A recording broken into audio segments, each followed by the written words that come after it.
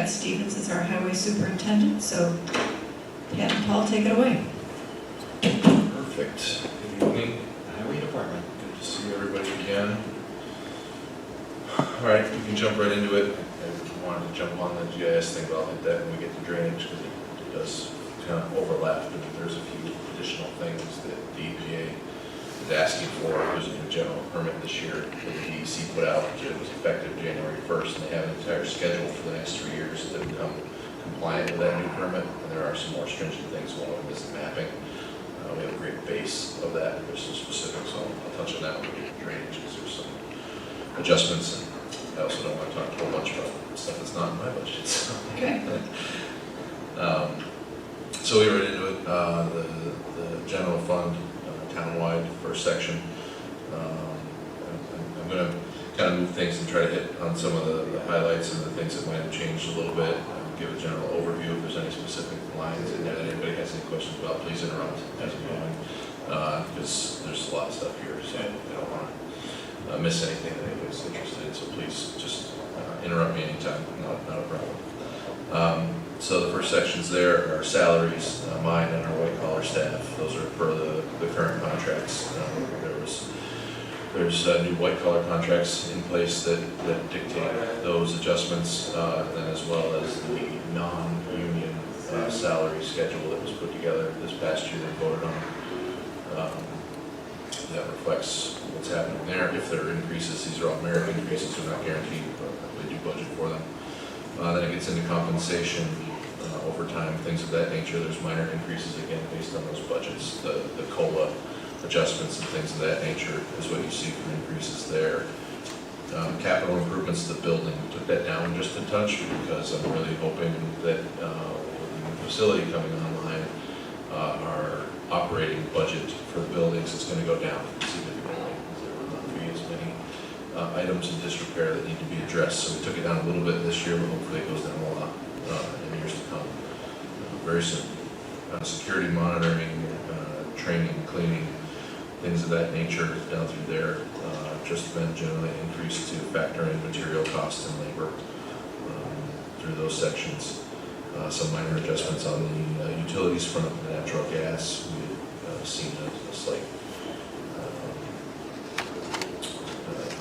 underutilization of that line, so we dropped it down slightly to reflect the past year. So in general, that section is moved up slightly in relation to salaries and general direction. So let me right over, get into street lighting and signals. There's the street lighting districts that do exist, that are paid for. Generally, the increases here are due to material and labor. We do outsource the road striping, which is the biggest line in there, actually to the county. The county has their own program that does that currently, and we've seen those costs go up significantly in the last few years, and they've attributed that to literally the cost of paint and then the same labor increases that we see with our staff. So that's the majority of the increase there. On to off-road drainage. This is a small portion of our drainage program that has to do with certain pipes and conveyances along the roadways, but outside of them. It's a very small portion of our drainage program. We're lucky enough to have a dedicated drainage fund where we do most of our drainage projects out of. So this is a small portion of items, and those have just been adjusted to reflect what are currently seen as the general labor increases and minor increases and things of that nature for our relationship with the Monroe County Stormwater Coalition. It jumps us right into the Highway Townwide Fund, which is one of the more active and complex funds that we have. It contains one of our largest items, which is equipment. So there's some general increase for employee compensation, again, in alignment with the contractual situations that have been negotiated and put in place. That's the labor. Then it gets into purchases for CHIPS equipment. Last year we had opted to not have any of the CHIPS funding. The CHIPS funding is the funding that comes from the state to us in various different pots for different improvements that we do. It's become relatively significant. It's between $200,000 and $400,000 a year that comes out of that program. It's a great program. We spend some time trying to talk to our local politicians and going to Albany and stuff to make sure that fund goes on. It's a big factor what we do. This is a new account. Yeah. We decided to be smart to isolate the CHIPS equipment rather than mix it in with all the other equipment we're buying. Makes it a little simpler to track against the revenue that we're budgeting. Correct. It's a little cleaner. Previous to this line, if we wanted to spend CHIPS money for equipment, it would come out of the equipment line. So it was difficult to line up the revenue lines. Now there's a CHIPS line that shows the income from the state as a revenue line that matches the CHIPS equipment expense line. So it can be better defined that that amount of CHIPS money is for equipment in this section. Then the big item, the purchases of equipment. In there we have the tandem dump trucks. I believe there's one in there currently. We are looking at purchasing a vac truck this year, similar to what the sewer department uses. It has become more and more apparent that with all the utilities in our right of way, when we go to do a repair, hydro excavation is almost always needed. We're doing it on a regular basis to avoid fiber communications, various gas lines. When you go in these right of ways now, you call it the dig safe ticket, the 811. The right of way is full. It's becoming more and more full with green light, fiber, all of these types of things in the right of way. So we find this is a very effective way to do it. It'll also allow us to take a more aggressive approach to our catch basin maintenance and cleaning. It works, it's very, very efficient in doing that. So we'll be able to hit more of our catch basins on an annual basis to clean those out, which will improve the longevity of that infrastructure, as well as our water quality, which is a big part for the MS4 program to do that. So it also comes on the tail of, currently we use two pieces of equipment to do the same operation. We utilize our sweepers, our Tenco sweepers as a vac, because there's an option to do that. And then we have a separate water truck that goes along and does the jetting. The vac truck allows you to both jet and vac at the same time with one unit. So with the water truck that we have reaching the end of its useful life, it didn't make sense to us to spend a substantial amount of money to get another truck that just hauls water when we could use the combination of the two. It is a very big ticket item, but I think the utilization will actually be excellent and it'll allow us to improve some of the services we already do. Along with that, our sign maintenance truck that we use to do traffic control also needs to be replaced. And we do have an older mechanical sweeper that's due to be replaced. So there's 4 or 5 pretty large items in there. Truck purchasing continues to be the biggest challenge in all of this. A lot of these other items I talked about, you can order and get. The trucks still have a multitude of issues. We just became aware of a potential piece of legislation recently that came out with some of the clean energy initiatives that could impact us even more. I don't have enough information right now to fully brief the board, but it might be something we're coming in front of with the obligations of dealers to have a certain amount of EV-style vehicles, which unfortunately with the work we do don't exist. They don't currently have a product on the market that can plow snow and do the duration that we need, that we can purchase.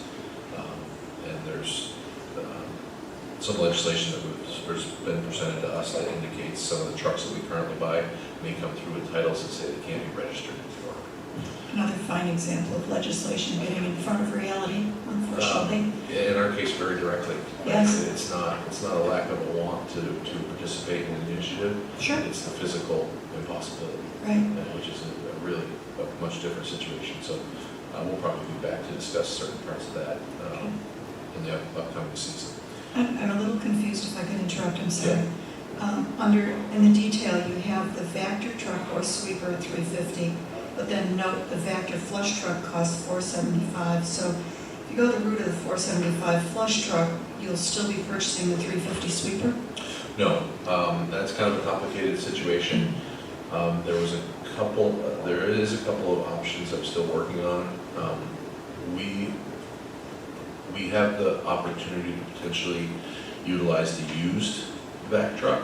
I know there are some around, Okay. but it's whether or not we could facilitate something like that, of taking one that's slightly used to be dramatically less.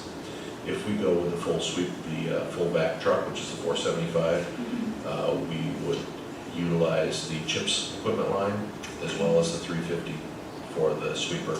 And the sweeper would move to a different year. If we're not able to facilitate, that would be if we got the used back truck. So if we got the used back truck at say $75,000 or $100,000, then we could also get the sweeper. Okay. Before you buy a used back truck, make sure you talk with everyone down at the sewer department and don't buy the same model as the one they had that we've put so much money into. We finally got it right, but we I don't would want to love go through to that again. discuss that further. Yeah. Yes. Hopefully that's not the one that's up for sale. No, it's not. So it is a little, that is a little bit complex like there. I'm glad you asked about it. If we do have to purchase a brand new vac truck, then we wouldn't do the sweeper. Okay. Then that would be the same, you get to the 475 and Thank 350. you. Thanks. Yep, so that's a little complicated. Moving down through, another big item in that section is equipment repair and maintenance. We've increased that a little bit because we used it up last year. I've spoke a lot here about our desire to bring the average age of our fleet down by continuing to purchase aggressively, as aggressive as possible. And we have continued to do that, but we haven't yet seen the fruit. We still have trucks that are 20 years old in the fleet. Our oldest one is 22, we still have another one that's 20. So we haven't quite tipped the scales on that. I had an interesting conversation this week with another township in Monroe County asking me what the average age of our truck was. So I hadn't done that in a while, so I redid it. We're pretty close to 11 years as an average age. He had indicated that there's a couple of towns smaller than us who were actually currently achieving like a 7.5-year average. They really got it down. My target is once we get to 15, we'll be in a lot better shape. If we could get to 10 someday, that would be amazing. I think that would really drive this number, almost cut it in half, this maintenance of $468,000.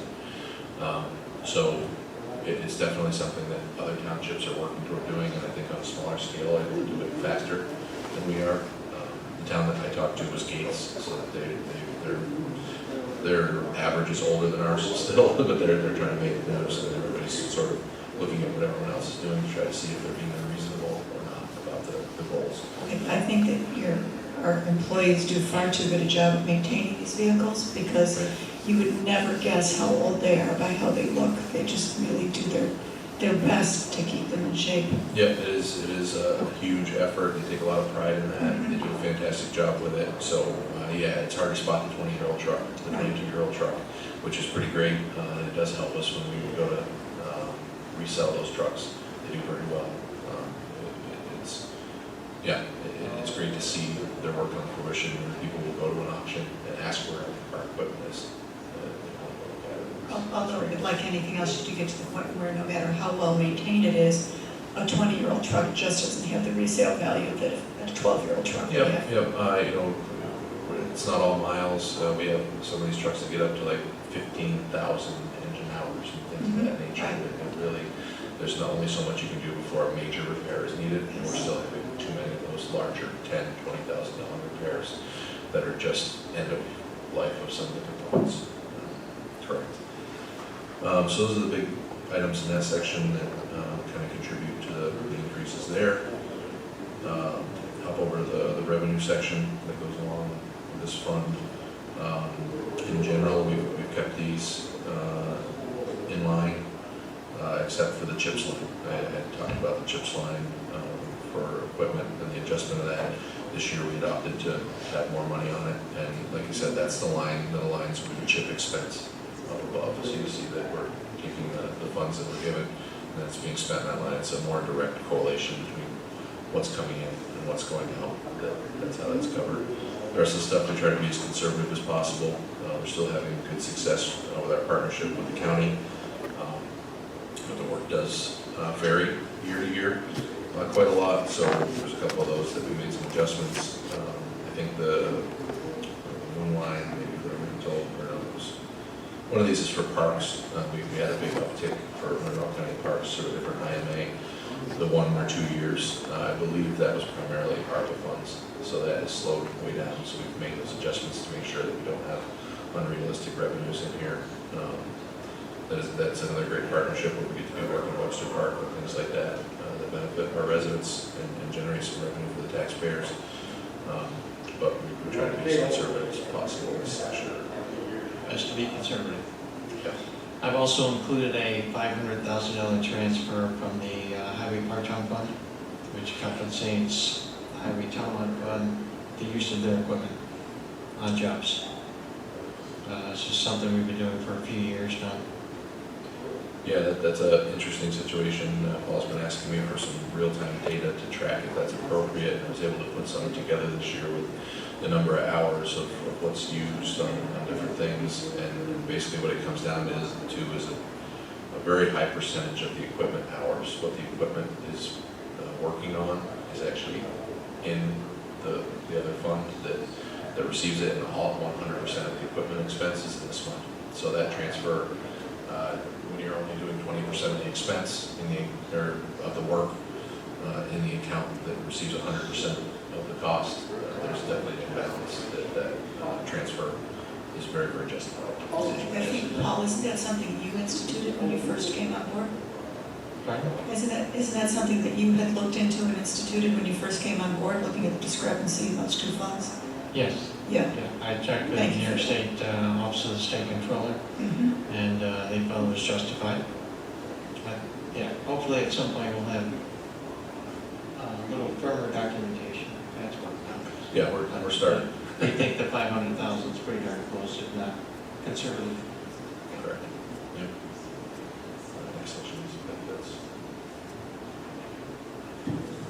We have a small Sarah bond that we're paying on some, we actually took a bond out for some equipment that was purchased a few years ago, so it's very short term. It matures in 2027, so a couple years to go on that one.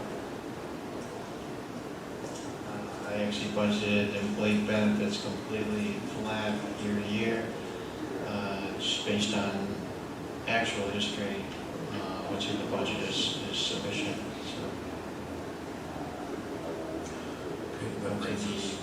Part-town. So there's a couple of key things in here that have been adjusted, and you will see the same tracking of employee compensation. There's large parts of the employee effort in here, sick and vacation time, fuel. We feel that we've generally caught up with. We basically track that in the industry. There's been significant increases in the last few years, but the last couple of years it's been a lot more stable. The lines I'm talking about where we've made an adjustment are the general repairs material, which are general road repairs. One of the big ones, so it's our preventative maintenance program, which is the chip seal program. That is increasing, so we're essentially, there's nothing changing about the total amount in the fund, we're changing where it is. And what drives that is that guidance came out about the CHIPS program earlier this year, further defining what the CHIPS funding could be used for. And they put a life cycle aspect to it, saying any treatment that you're paying for, you can't pay for, even if the treatment lasts longer, you can't pay for it for 10 years, or any less than 10 years. So if we do work on a road and we use CHIPS funding, they're saying that you can't use CHIPS funding on that road, the name of that road, again for 10 years. And our CHIPS program is currently at an 8-year cycle. And we were primarily paying for the CHIPS seal program. This is going to get confusing because it's the CHIPS seal program, otherwise known as oil and stone, with the CHIPS funding. And so if we want to stay on an 8-year cycle, based on that guidance that came out, we can't continue to use that funding. So what we did was we shifted so that we will pay for the permanent repairs with the CHIPS funding. So our capital projects, our gutters, our paving, that types of stuff, we will utilize the CHIPS funding for that because we don't do that treatment on our roads every 10 years. We do it, it's a lot longer than that when you would go, and that allows us to use the same amount of tax revenue and funding to fund our chip seal program, our oil and stone program, instead of the CHIPS money funding that program. So it's a little complicated. I feel like I'm not explaining it super great, but you'll see that line that changed by about $250,000, and then you'll see the road material chips, the that's the 250 that's being shifted from the road material capital improvements line, which was 255 and now it's 60. So we're just switching how we pay for these things. Yep. That's something that we would have paid for with the permanent improvements through the Exactly. budget. And we're just switching it up. Yep, that's all it is a shift. It looks like a big change in these lines, but it's a shift of what money funds what to match the guidance and legislation that has come out about how often you can utilize the CHIPS funding on the roadways. Thank you. Yeah, it's a little complicated. Other services have remained relatively the same amount of effort needed in there. Fall leaf pickup, we're showing a slight decrease there, and that is primarily in our tree removal and grinding front. We've been able to establish a beneficial relationship with a local company that will utilize any of the excess materials that we have, and they give us a reduced rate for grinding. So when we collect all the leaves in the fall, which is what this effort does, bring them back to our yard, stack them, they start to compost. Then we have to put them through a very large grinder to get them to really start to decompose and turn into the compost that we're able to offer back to the residents. That effort was starting to get up in the $30,000, $40,000, $50,000 range. By working with this company, they will take some of the material that's raw in exchange for those services. So we've driven it back down to between 10 and 20,000 for that effort, which allows us to capture a little bit of a savings in an area where this is very labor intensive, and we know that labor goes up every year regularly. So we're able to make some gains there and drop that down ever so slightly. Snow and ice, pretty consistent. The intermunicipal contracts we have with the state and county to provide snow and ice on their roads have made some adjustments in the last few years to give us some increases. We haven't seen those coming in yet, so we're not banking on them in a big way. We keep this line in line. We have had some light winters the last few years. I don't know if there's going to be adjustments made for that, but when it comes to budgeting, we can't take big adjustments, even if it was a light year the year before, because it's so inconsistent. And if we end up in a year that isn't light or becomes heavier than average, we kind of need to remain in the same position there to be able to handle that. It's not an optional service. We'll cut it off if it snows too much. So that's why that increases the same lines for labor, basically, is the big change there. Services for other governments, we're doing a similar amount of that year over year. The big one there is the county road work. We have seen that a healthy amount of that continue. This year we were able to work with them on Lake Road, a small portion of Clem, and it worked pretty well. It's improving those roads. It's good to be able to do work for them and generate revenue in town. Employee benefits, I've got budgeted pretty flat year, only up about 1% over about 2%. On the revenue side, we do budget sales tax revenue in the highway part-time fund. I dropped it by $104,000. That revenue actually shifted over to the general townwide fund, which helps pay for the debt service on the highway building project.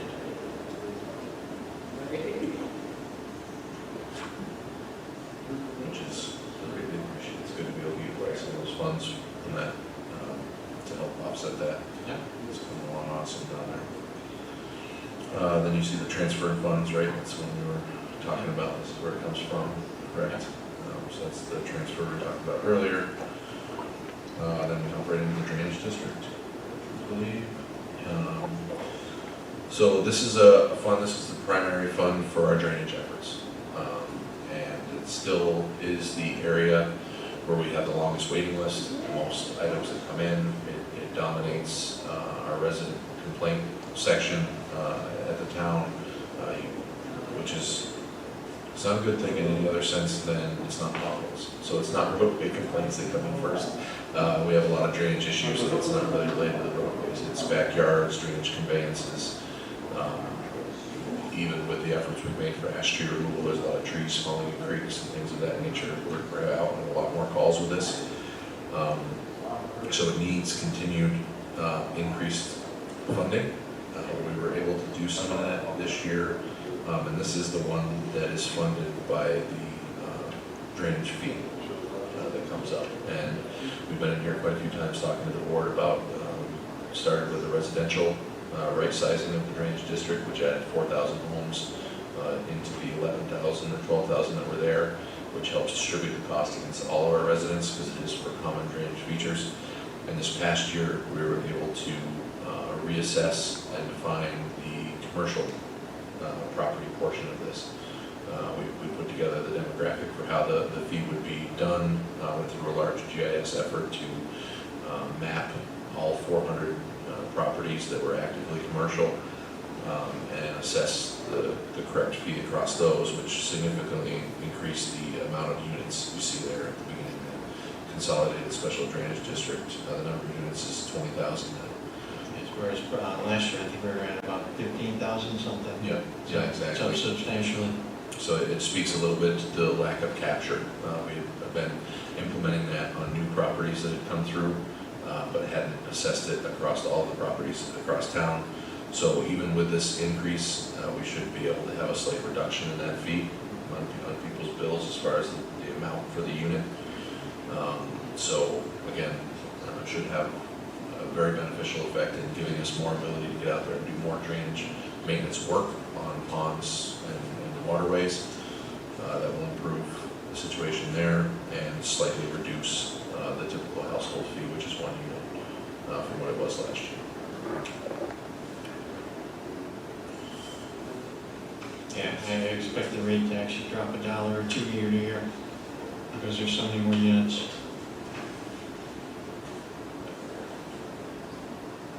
And this is a section that, this is our department's arm of the MS4 program. We talked about the GIS.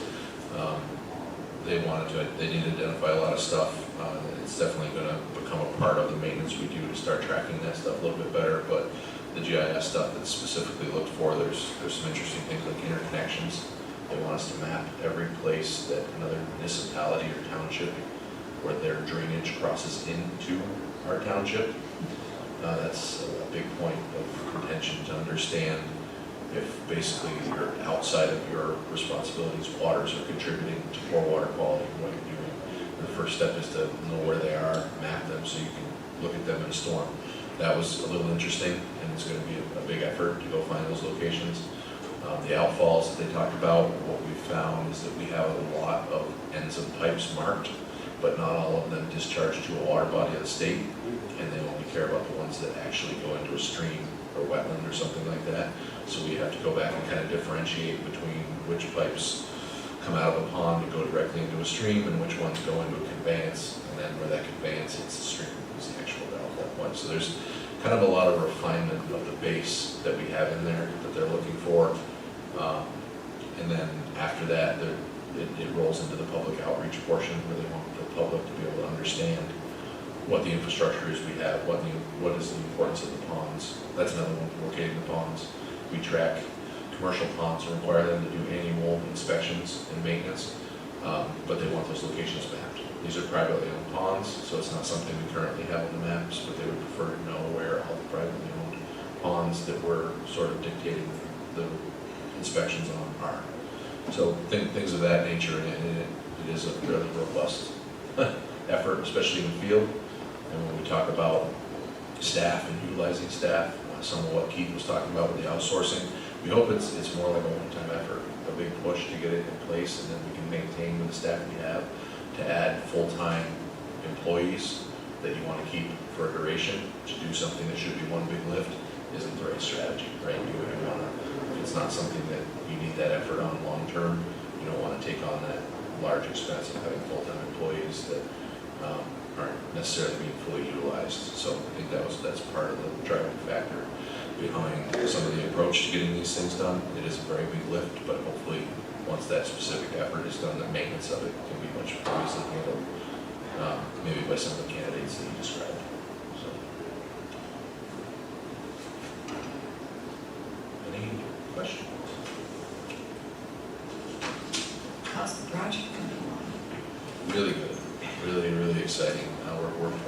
floors. There's drywall in the building. I actually saw them hanging a couple of lights today, drop ceiling, they're getting really close. So it's still tracking for an early delivery before the end of the year, usually in April.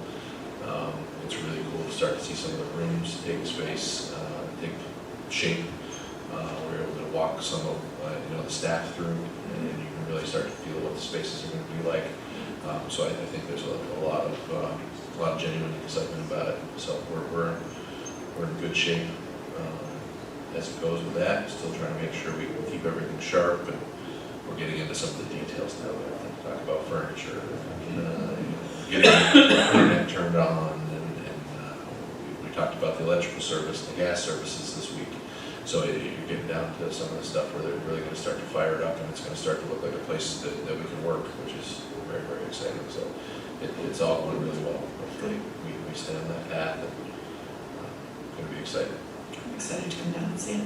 Yeah, anytime. Yes. I missed John. He stopped by one day and took a look. Get a chance to walk through it with you, but yeah, anytime. I'll make an appointment with you. Yeah, Take a sure. chance. That's it. You might have better good success. And any project that's coming in earlier than anticipated and under budget is always a wonderful thing. Yeah, we're working toward it. We've got a really good team down there, and my staff has worked really hard on it. Everybody's just as particular with what we're doing in this, and has a thought for cost, just like they do with the trucks. They kind of approach it the same way. So it's great to see that being able to have input and bring this thing home in the most cost-effective way possible. Thank you, Pat. I don't have any questions, but I want to commend you on your thoughtful approach to budgeting. You're very cost conscious in what you're doing and looking at bringing the age of the vehicles down, the way you're thinking about new capital purchases and 2-for-1 with the pump truck versus jet and sweeper, and your creative problem solving around keeping the cost of tree removal low by working with vendor partner. And I think it's great that you're thinking out of the box to keep your department affordable. Thank you for that. Thank you. Very nice work. He's a pretty good numbers guy. Yes. He's a good numbers guy. Yes. Yes, Huge compliment coming from this guy. Fantastic. He does a good one. I know best. fantastic.